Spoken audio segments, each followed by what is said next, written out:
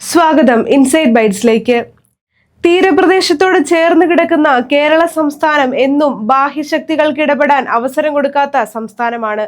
അതിനാൽ തന്നെ ഇവിടുത്തെ രാഷ്ട്രീയ ചിന്താഗതിയും വ്യത്യസ്തമാണ്. 2026 ശക്തമായ ത്രികോണ മത്സരത്തിന് സാക്ഷ്യം വഹിക്കാൻ സംസ്ഥാനം ഒരുങ്ങിക്കഴിഞ്ഞു.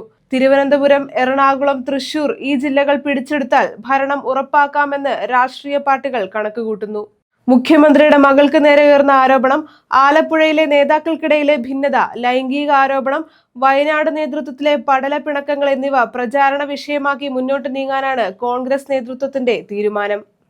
BJP നേതാവിനെതിരെ ഉയർന്ന ലൈംഗിക ആരോപണം, വോട്ട് വിവാദം എന്നിവയും Congress ഉയർത്തിക്കാട്ടും.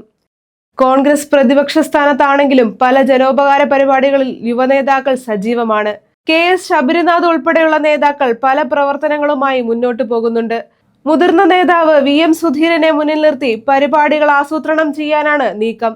AICC general secretary KC Venugopal കേരളത്തിൽ കൂടുതൽ ശ്രദ്ധ ചെലുത്തുന്നുണ്ട്. തിരഞ്ഞെടുപ്പിന് മുന്നോടിയായുള്ള സ്ഥാനാർത്ഥി നിർണയ പ്രക്രിയ തുടരുകയാണ്. ജനപ്രിയ നേതാക്കളെ തിരഞ്ഞെടുപ്പിൽ നിർത്താനാണ് നീക്കം നടക്കുന്നത്. ആരോപണ വിധേയരായവരെ മാറ്റി നിർത്താനും തീരുമാനമുണ്ട്.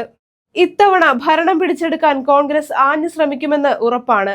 ആരോപണ വിധേയരെ സംരക്ഷിക്കില്ലെന്ന നിലപാടിൽ ഉറച്ചു തന്നെയാണ് കോൺഗ്രസ് നേതൃത്വം മുന്നോട്ട് നീങ്ങുന്നത്.